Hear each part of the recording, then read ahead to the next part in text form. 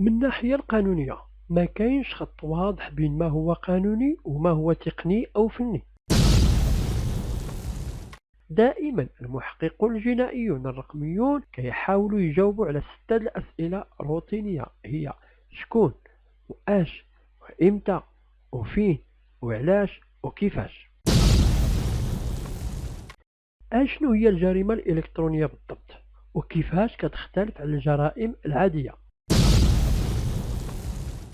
ببساطة كيجري التحقيق في الجريمة عبر الانترنت ملي كيتم استخدام نظام الكمبيوتر كوسيلة أو هدف للجريمة، أو ملي كيكون جزء من مسرح الجريمة.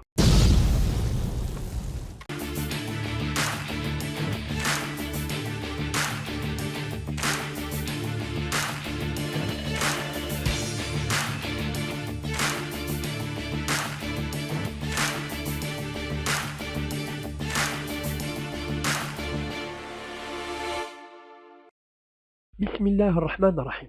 عزيزتي عزيزي متتبعي قناة أجن فهم واضح، من بعد ما تعرفنا في الحلقات اللي فاتت على بعض المصطلحات والأساسيات بخصوص بعض الأفعال الإجرامية اللي يقدروا المجرمين المعلومات يقترفوها في حقنا، وتعرفنا أيضا على بعض البرامج الضارة بحال الفيروسات وأحصنة الطروادة والبرامج التجسسية، وتعرفنا على سرقة الهوية والأنواع ديالها وكيفاش نبلغوا عليها وكيفاش نحاولوا نمنعوا الوقوع ديالها والعلامات التحذيرية لها وعدد من الأمور الأخرى. وكذلك تعرفنا أيضا على بعض التقنيات أو التدابير اللي هي بسيطة ولكن تقدر تحمينا منها. اليوم إن شاء الله تعالى في إطار الرحلة ديالنا في هذا العالم غادي نتعرفوا إن شاء الله تعالى في هذه الحلقة على أشنو هو السبب اللي غادي يخلينا نتعلموا الأمن السيبراني، وعلاش كيتوجب عنا أصلا نتعلموه، وأشنو هو الفرق بين أمن المعلومات والأمن السيبراني ومسرح الجريمة الإلكترونية، وأشنو هو الغرض أو الهدف من الطب الشرعي الرقمي، وعدد من الأمور الأخرى اللي غادي تفتح لنا عينينا على عالم اللي الجهل ديالنا به غادي يؤدي بنا لمزالق خطيرة، ويقدر كذلك الجهل ديالنا بهذا العالم يتسبب لنا في مشاكل لا تعد ولا تحصى.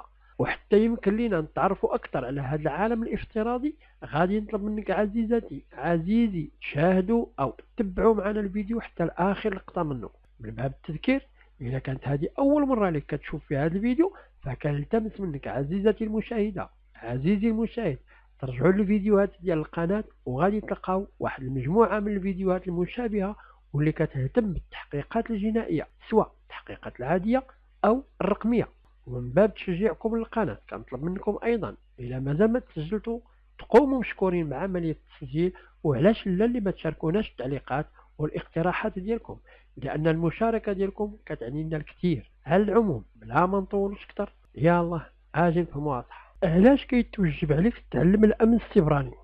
تغيرت طريقة استخدامنا للإنترنت بشكل كثير في السنوات الأخيرة، وأصبح من اللازم علينا في بعض الأحيان ندخلوا بياناتنا الشخصية في بعض مواقع الإنترنت باش نضموا لائحة المستفيدين من بعض الخدمات الإلكترونية المجانية، أو باش ننصبوا يعني نانستاليو برنامج أو تطبيق مجاني، أو نشتركوا في النشرات الإخبارية، أو نخلقوا حسابات على وسائل التواصل الاجتماعي، أو باش نقوموا ببعض الأعمال التجارية الإلكترونية. هكذا غادي يتمكنوا القراصنة باش يصيدوا معلوماتنا الشخصية ويكسبوا كذلك المتسللين أموال كثيرة من البيانات الشخصية من خلال اختراق حساباتنا الإلكترونية والقيام بالعديد من الاختراقات الأمنية الإلكترونية. لهذا فتفسير سبب رغبة الشركات في الحصول على بياناتنا واش غادي يديروا بها والآثار اللي غادي ترتب عليها هي فقط باش يعرفوا الاحتياجات الأساسية لكل فرد في هذا العالم. ومن جهة أخرى إذا تعرفت هذه الشركات على احتياجات كل واحد منا فهذا غادي يعني ازدهار تجارة الشركات اللي صبحت كتعرف عنا كل كبيرة وصغيرة، أي بصيغة أخرى غادي يصبح في الإمكان ديالها تعرض عنا فقط المنتوجات اللي احنا في حاجة لها، الشيء اللي غادي يخلينا مستهدفين بشكل دائم من طرف هذه الشركات.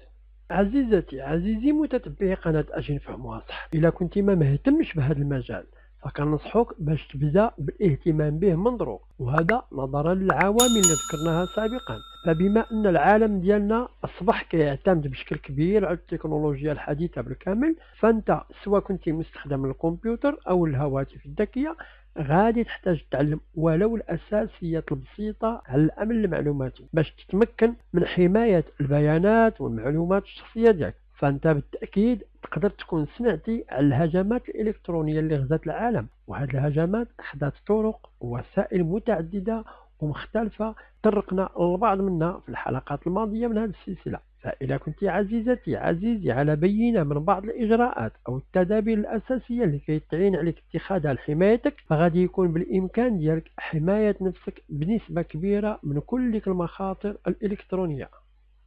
شنو اللي غادي يدفعك باش تتعلم الأمن السيبراني؟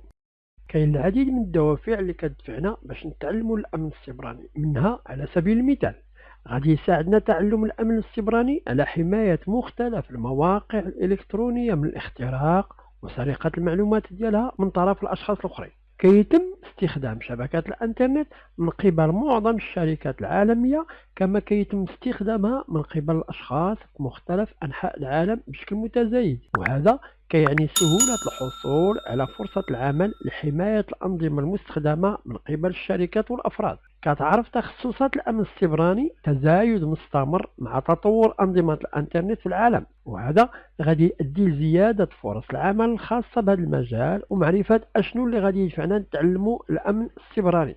الفرق ما بين أمن المعلومات والأمن السيبراني.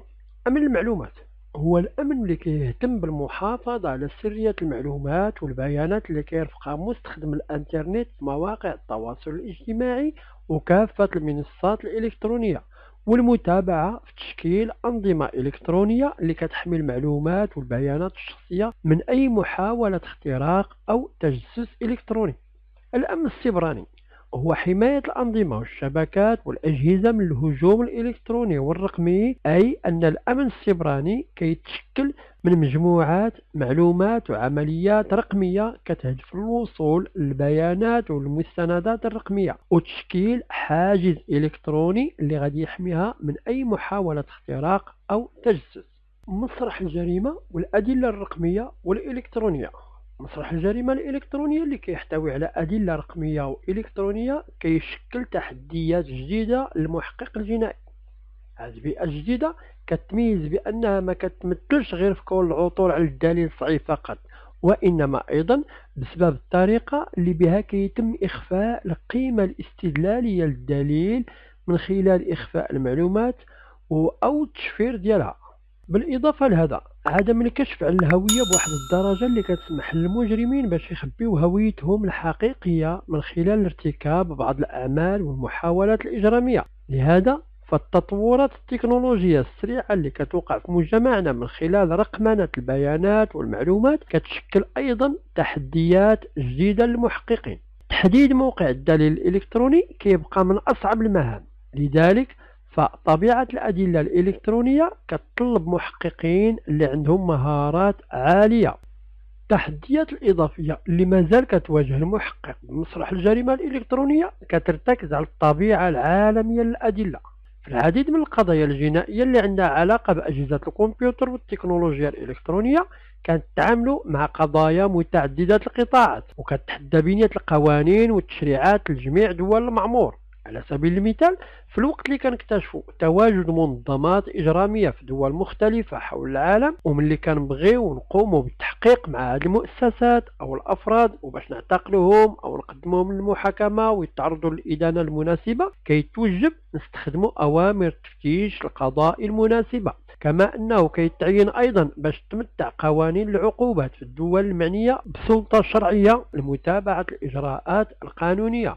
في عام 2000 تم إطلاق فيروس أنا أحبك I love you اللي تسبب أضرار مالية كتقدر بحوالي 10 مليار ديال الدولار في الفلبين وتدمير أنظمة الكمبيوتر في جميع أنحاء العالم. وعلى الرغم من الأضرار الكبيرة ما تماتش مقاضاة المتورطين في هذه القضية، لأن الفلبين ما كانتش كتوفر على أي قوانين اللي كتسمح بإنزال العقوبات ضد هذا النوع من السلوك في وقت إطلاق الفيروس. أيضا سبب الهجوم على سيتي بانك في نيويورك من قبل الروسي فلاديمير ليفين وثلاثة ديال الأعضاء من مجموعة مافيا سانت بطرسبورغ روسيا في مشكلة قانونية كبيرة لمكتب التحقيقات الفيدرالي، لأنه جبر المحققين ديالهم على التحقيق في الأنظمة المصرفية في أكثر من 7 دول مختلفة، حيث كان التحويل الإلكتروني عبارة على قدر كبير من المال. كما أن التقدم بطلب الحصول على أمر تفتيش وتتبع الوقائع في الوقت المناسب شكل تحدي حتى لمجموعة المحققين اللي كانوا معروفين بالمهارة ديالهم. من بعد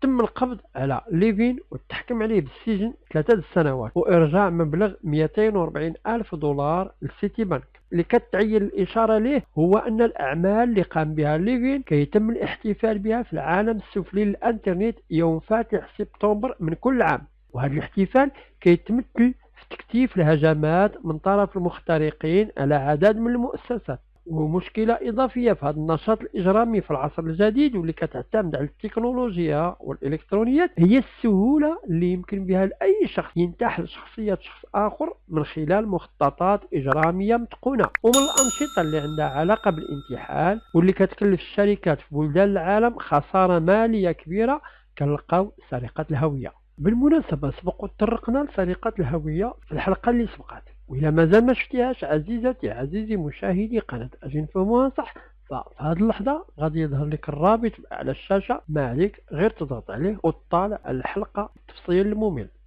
بما أن أجهزة الكمبيوتر يمكن لها تخزن تقريبا ما يعادل ملايين الصفحات ديال المعلومات، وبما أن الشبكات يمكن لها تخزن أكثر من هذا القدر من البيانات، فتقدر تستغرق عملية استرجاع الأدلة من طرف خبير كمبيوتر جنائي كيعمل في مختبر جنائي عدد الأيام. كما أنها أيضا تقدر تستغرق العملية أسابيع. عمليات البحث في ملفات الكمبيوتر كتبقى عملية صعيبة بشكل خاص، كما أن عملية نقل الملفات من كمبيوتر لواحد آخر حول العالم كتتم تقريبا في أجزاء من الثانية، ويقدر يتم إخفاء الملفات في مساحة فارغة من محرك الأقراص الثابتة الديسك دور بجهاز الكمبيوتر الخاص بك، أو تخزينها على خوادم سيرفر موجودة في مناطق جغرافية أخرى، أو تقدر تكون ملفات مشفرة أو مضللة أو مخلوطة مع آلاف الملفات اللي ما كتربطها بها حتى علاقة، أو الملفات اللي ما فيها أي ضرر أو اللي هي محمية بشكل قانوني.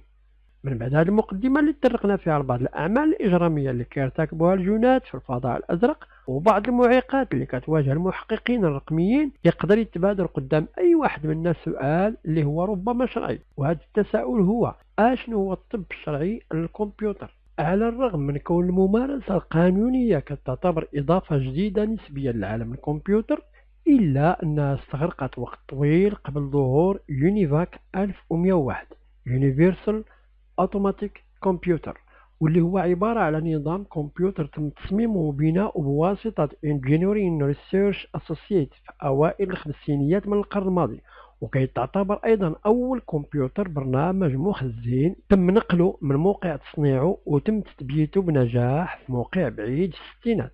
اليوم كيتعتبر الطب الشرعي للكمبيوتر مجموعة اللي هي فرعية من فئة أكبر من الطب الشرعي الرقمي، واللي كتشمل أيضا تحليل البيانات الجنائية وقواعد البيانات الجنائية، والطب الشرعي للشبكة المعلوماتية، والطب الشرعي للأجهزة المحمولة والفيديو والصوت. وقبل ما نجاوبوا على السؤال الأول كيتوجب علينا نعرفوا بعلم إجرام الكمبيوتر. علم إجرام الكمبيوتر هو نظام كيجمع بين عناصر القانون وعلوم الكمبيوتر الجمع وتحليل البيانات من أنظمة الكمبيوتر والشبكات والاتصالات اللاسلكية وأجهزة التخزين اللي كتوفر الأدلة حسب ما هو مسموح به في المحكمة. يمكن الحاسوب أو الكمبيوتر يلعب واحد من جوج الأدوار: إما يتم استخدامه لدعم النشاط اللي كنبحثوا عليه، وإما يكون هو الهدف بنفسه من هذا النشاط المحدد. نفترض واقعة استولى فيها مهاجم بشكل غير قانوني على جهاز كمبيوتر ديال شي مستخدم شي مؤسسة، ثم استخدم هذا المهاجم هذا الكمبيوتر وأجهزة أخرى باش يوصل لخوادم اللي كتحتوي على المعلومات اللي كيقلب عليها. في الحالة الأولى كيتم استخدام الكمبيوتر كأداة أو وسيلة، أما في الحالة الثانية فكيكون الكمبيوتر اللي هو هنا الخادم هو الهدف بنفسه من الهجوم. كاين جانب ثالث كيتعلق بكيفية أو طريقة استخدام الكمبيوتر لارتكاب جريمة، واللي كيقضي باش ناخذ بعين الاعتبار الكمبيوتر نفسه على أنه مسرح جريمة رقمي كيحتوي على أدلة اللي غادي تساعدنا في تحديد وقت وكيفية وقوع الهجوم. تاريخ الطب الشرعي الحاسوبي حتى الأواخر التسعينيات. الطب الشرعي الرقمي كان كيتطلق عليه عموما الطب الشرعي للكمبيوتر. التقنيين الاولين في الطب الشرعي للكمبيوتر كانوا ضباط انفاذ القانون اللي كانوا في ديك الساعه من هواة الكمبيوتر. في الولايات المتحدة الأمريكية عام 1984 بدأ العمل فريق تحليل الكمبيوتر والاستجابة التابع لمكتب التحقيقات الفيدرالي Computer Analysis and Response Team باش يدعم تحقيقات الطب الشرعي الحاسوبي، واللي تم تعزيزها بواسطة مختبر الطب الشرعي الحاسوبي الإقليمي Regional Computer Forensics Laboratory. من بعد عام واحد في المملكة المتحدة خلقت شرطة العاصمة قسم جرائم الكمبيوتر تحت إشراف جون أوستن، وتمت التسمية ديالو باسم فرقة الاحتيال. في بداية التسعينيات وقع تغيير كبير بحيث لاحظوا المحققين وموظفي الدعم الفني داخل أجهزة إنفاذ القانون في المملكة المتحدة ومعهم المتخصصين الخارجيين أن الأدلة الجنائية الرقمية كيف هو الحال في باقي المجالات الأخرى كتطلب تقنيات وبروتوكولات وإجراءات قياسية بغض النظر عن المبادئ التوجيهية غير الرسمية. هذه الشكليات ما كانتش موجودة من قبل، لكن كانت ضرورة ملحة باش يتم تطويرها. وبعد سلسلة من المؤتمرات ما بين 1994 و 1995 تم خلق منهجية الطب الشرعي الرقمي البريطانية الحديثة. وفي عام 1998 انتجت رابطة كبار ضباط الشرطة النسخة الأولى من دليل الممارسات الجيدة للأدلة الرقمية، اللي كتوضح المبادئ الرئيسية المطبقة على جميع الأدلة الجنائية الرقمية لإنفاذ القانون في المملكة المتحدة. هذا فيما كيخص تطور مسار الطب الشرعي الرقمي. أما فيما كيخص تطور الممارسة القانونية والتقنية فالفصل بين ما هو قانوني وما هو تقني كيبقى أمر صعيب، لأن التقدم التقني كيغير أنواع الأدلة اللي يمكن لنا نجمعوها، كما أن التغييرات في القوانين كتأثر على الكيفية اللي خاصنا نجمعوا بها هذه الأدلة، واش غادي يتم القبول ديالها أو لا. من الناحية التقنية، من التطورات المهمة في الطب الشرعي كانت النظرية اللي صاغها إدمون لوكار اللي بنى أول مختبر شرطة في ليون فرنسا عام 1910. وهذا المبدأ كان بسيط ومختصر، كل اتصال كيخلي من وراه بصمة. والترجمة في الحياة العملية كتعني بلي الجاني كيخلي دائما بعض الأدلة مسرح الجريمة، كما أنه كياخذ دائما بعض الأدلة منه مهما كانت صغيرة بزاف. نفترض الوصف التالي لتحليل الألياف. غالبا ما كتوقع عملية نقل الألياف في الحالات اللي كيوقع فيها اتصال شخصي، وكيتشوق المحققون العثور على الألياف اللي يمكن تتبعها باش يكشفوا على الجاني مسرح الجريمة. غالبا ما كيعتمد النجاح في حل أي جريمة على القدرة على تقليل أو تضييق مصادر أنواع الألياف اللي تم العثور عليها أو اكتشافها. إذن بهذه الطريقة كتخلي الاتصالات الجسدية أدلة مادية في العالم المادي، وبنفس الطريقة كتخلي العمليات الرقمية أدلة رقمية في العالم الرقمي أي الفضاء الإلكتروني. كيف غادي نشوفوا في الحلقات المستقبلية إن شاء الله تعالى. عدد من الأحداث خلال العقد الأول من القرن 21 أدت لتغييرات جذرية في الطب الشرعي الكمبيوتر. فعلى سبيل المثال خلقت شركة VMware عام 2001 أول منتج افتراضي لخادم X86، وهذا البرنامج معروف ببرنامج الآلة الافتراضية Virtual Machine Software. بالإضافة لنموذج جديد للتخزين على الكمبيوتر أصبح في الإمكان حفظ كل حاجة بما في ذلك ذاكرة الكمبيوتر كملف واحد بين ملفات النظام، إضافة إلى أن الوصول لذاكرة الجهاز ما بقاش كيتطلب الوصول للجهاز الحقيقي. كما أصبح أيضا في إمكان أي شخص كيملك بطاقة الائتمان باش يخزن الملفات في سحابة أمازون أو يستأجر خدمة افتراضية اللي كتسمى أمازون ماشين انستانس. زيادة على هذا شركة مايكروسوفت بيتلوكر وفرت إمكانية تشفير القرص الكامل في الإصدارات بجوج، الانتربرايز والالتيميت من نظام ويندوز فيستا، الشيء اللي غادي يخلي برنامج التشفير فول ديسك متوفر لأجهزة الكمبيوتر سواء المكتبية أو المحمولة. في عام 2007 بدأت محركات الأقراص من نوع SSD في الظهور في أجهزة الكمبيوتر نت بوكس وفي أجهزة الكمبيوتر المحمولة عام 2009. وفي الحلقات المستقبلية إن شاء الله تعالى غادي نتعرفوا على أنواع محركات الأقراص بمزيد من التفاصيل. من الناحية القانونية ما كاينش خط واضح بين ما هو قانوني وما هو تقني أو فني. التطورات التكنولوجية كتسمح لنا نجمعوا ونحللوا الأدلة اللي كيصعب على أي شخص يشوفها أو يجمعها. نستحضر هنا تحليل ألياف السجاد والملابس وما إلى غير ذلك. من ناحية أخرى كتخلق التكنولوجيا، على سبيل المثال أجهزة الكمبيوتر، مشكلات قانونية أخرى كتحتاج للمعالجة، فيقدر يتطلب حل هذه المشكلات تغيير القوانين الحالية أو وضع قوانين جديدة كتناول على وجه التحديد استخدام أجهزة الكمبيوتر في ارتكاب جريمة. إلا كنا كنفكروا كمحققين جنائيين رقميين، استخدام البيانات اللي تم الجمع ديالها كأدلة في المحكمة، فكيتوجب عنا نفهموا قواعد الأدلة اللي كيفرضها القانون المعمول به في البلاد، ونكونوا على دراية بجميع الإجراءات والتدابير اللي غادي تخلي الدليل اللي غادي نستخلصه مقبول أو لا قدام المحاكم. لأننا كمحققين جنائيين كنبقاو المسؤولين على ضمان اتباع السياسات والإجراءات وكذلك الطريقة اللي تم الجمع ديالها بها. الغرض والهدف من الطب الشرعي الرقمي. الطب الشرعي الحاسوبي عنده جوج الأهداف رئيسية. الهدف الأول جمع الأدلة المحتملة وحمايتها وتخزينها حتى نتمكنوا من تقديمها للمحكمة. أما الهدف الثاني فكيرتبط ارتباط وثيق بالهدف الأول، إكمال هذا الجمع والحفظ والتحليل في الوقت المناسب، وكنقوموا بهذه الإجراءات باش نحددوا درجات الضرر اللي لحق بضحية الجريمة، وكذلك باش نحددوا هوية الجاني أو الجنات والنوايا ديالهم. كيبين تأثير الهجوم وهوية المهاجم وقدرة ديالو السريعة على تحديد دوافعه وأهدافه المحتملة، الفوائد اللي يمكن تجلبها مهارات الطب الشرعي الحاسوبي للمؤسسة أو الهيئة اللي تضررت. كتشمل الفوائد أو المزايا التنظيمية الأخرى اللي كتنتج على تطوير مهارات الحوسبة القانونية، القدرة على الحفاظ على الوضع التشغيلي الأنظمة وشبكات الكمبيوتر، بالإضافة لتوفير المعلومات لإنفاذ القانون فيما كيتعلق بالأنشطة غير القانونية اللي كيقوم بها الموظفون باستخدامهم لأجهزة الكمبيوتر والشبكة الخاصة بالشركة أو الهيئة فاش هما كيعملوا. دائما المحققون الجنائيون الرقميون كيحاولوا يجاوبوا على 6 الأسئلة روتينية، هي شكون وآش وإمتى وفين وعلاش وكيفاش. شكون كان المخترق أو المهاجم؟ آش وقع خلال الهجوم أو الاختراق؟ إمتى وقع الهجوم أو الاختراق؟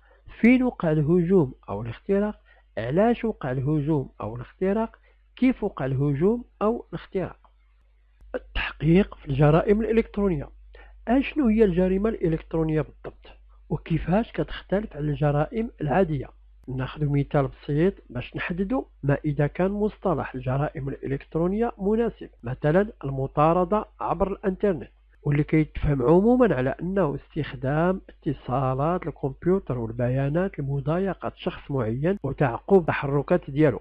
في هذه الحالة غادي تكون هذه الأنشطة بمثابة مضايقات جنائية بغض النظر عما إذا تم استخدام الكمبيوتر أم لا. ومن الجرائم الأخرى اللي كتمارس بنفس الأسلوب الاحتيال وسرقة الهوية، سرقة الملكية الفكرية والابتزاز والاختلاس. ومع ذلك كاين جرائم ما يمكنش ارتكابها إلا باستخدام أجهزة الكمبيوتر أو الاتصالات الرقمية. وهذا النوع من الجرائم كيتمثل في القرصنة أو الوصول الغير مصرح به النظام أو جهاز معلوماتي، أو اختراق أنظمة الكمبيوتر ونشر البرامج الضارة، الفيروسات والديدان وبرامج الإعلانات المتسللة وبرامج التجسس والعبث أو تلاعب برامج الكمبيوتر والخداع في المزادات عبر الإنترنت وهجمات رفض الخدمة DOS والقرصنة عبر الإنترنت والاتجار بكلمات المرور واستخدام معدات الاتصالات السلكية واللاسلكية بشكل غير قانوني، يعني تنصت وإنشاء اتصالات وهمية إلى آخره.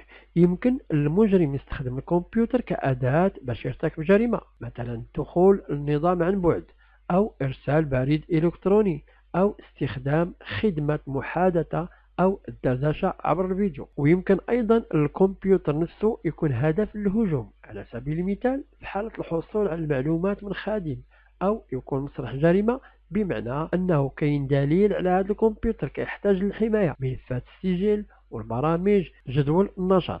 بشكل عام كترتبط الجريمة الإلكترونية بالأنشطة الإجرامية اللي كتوقع في العالم الرقمي ماشي في العالم المادي. على سبيل المثال التنمر الإلكتروني، لا سيبر انتيميداسيون. نتيجة لهذا الشيء فبعض التأثيرات اللي كتخلفها هذه الأنشطة كتكون عابرة أي ما مستقرش، فإلا ما تمش تسجيلها والتقاطها في وقت قصير بزاف فتقدر تختفي تماما، فيما البعض الآخر غادي يبقى حاضر بحال تغيير ملف أو تحديث قاعدة بيانات أو تغيير صفحة ويب. إذا كيفاش غادي يكون التحقيق في الجرائم الإلكترونية على ضوء ما سبق؟ ببساطة كيجري التحقيق في الجريمة عبر الانترنت ملي كيتم استخدام نظام الكمبيوتر كوسيلة أو هدف للجريمة أو ملي كيكون جزء من مسرح الجريمة. هذا التعريف كيوضح باللي التعرف على الجرائم الإلكترونية وفتح تحقيق بخصوصها ما كيبداش إلا من بعد ارتكاب الجريمة، وهذا هو اللي تم الاصطلاح على تسميته بكفر الحظيرة بعد خروج الحصان، يعني اتخاذ الإجراءات الوقائية أو منع وقوع أي حاجة سلبية بعد فوات الأوان. من هنا كتبان ضرورة وأهمية التخطيط للاستعداد للجرائم الإلكترونية.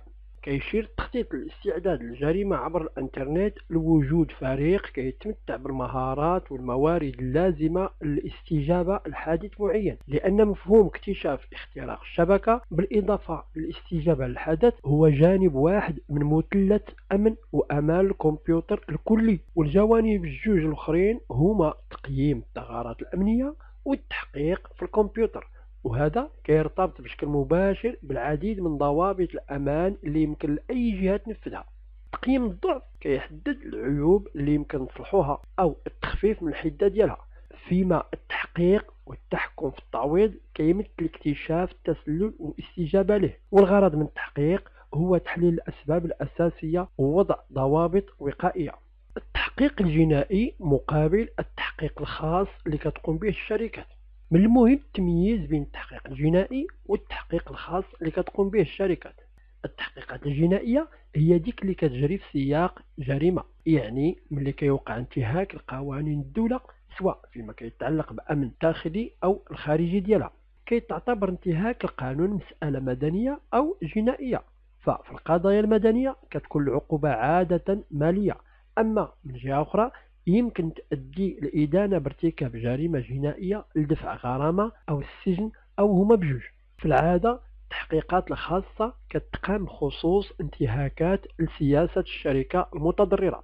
غادي نعطيو مثال بموظف كيدوز معظم ساعات العمل ديالو في تصفح مواقع إلكترونية ما عندهاش حتى علاقة بمجال المهمة باش هو مكلف، فهذا الموظف ما غاديش يربح سوى توبيخ شديد اللهجة على الأقل، ولكن في بعض الحالات يقدر يكون هذا التصرف ديالو ماشي قانوني بناء على القوانين الجارية في البلد فاش كاين. يمكن تحول أو تنقلب التحقيقات الخاصة اللي كتقوم بها الشركات في كثير من الأحيان لتحقيقات جنائية.